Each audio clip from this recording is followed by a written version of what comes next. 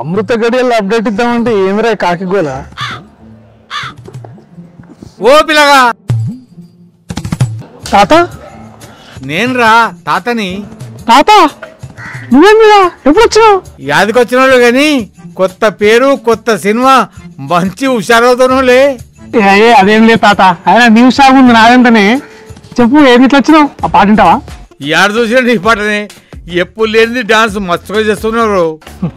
అదేం లేదు తాత, ఇక పాటల ఊపులాగా దినేష్ మాస్టర్ తో ఇట్లా ఆడేసినాం అంతే. అట్లాగానే సరే కా పాప మస్తు ఉందని చేసినట్టుంది. అబ్బో సంధిస్తే సురికేస్తాడు. సరే తాత వచ్చిండు, మరేం కొత్త ముచ్చట్లేవారా? బరోబరు ఉన్నది, అది చెప్దామని మంచి గడియలు మంచి ముహూర్తం వెతుకుతున్నా. చేసే పని మంచిదైతే అవన్నీ ఎందుకు బిడ్డ?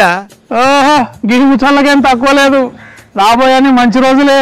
ఇక మన జాతకం మారుతాంది. అట్లంటవా? మరి అదేందో చెప్పిగా.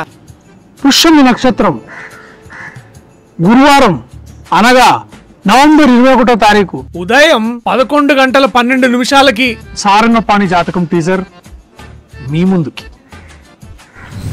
మస్తు ముచ్చట చెప్పిన బిడ్డ, అంతా చెప్పేస్తా ఉండు. ఇన్నర్లా నవంబర్ 21వ తారీఖు గురువారం పుష్యమి నక్షత్రం ఉదయం 11 గంటల 12 నిమిషాలకి మావోడు సారంగపాణి జాతకం టీజర్ వస్తుంది. చూడండి అందరు చెప్పుండ్రి.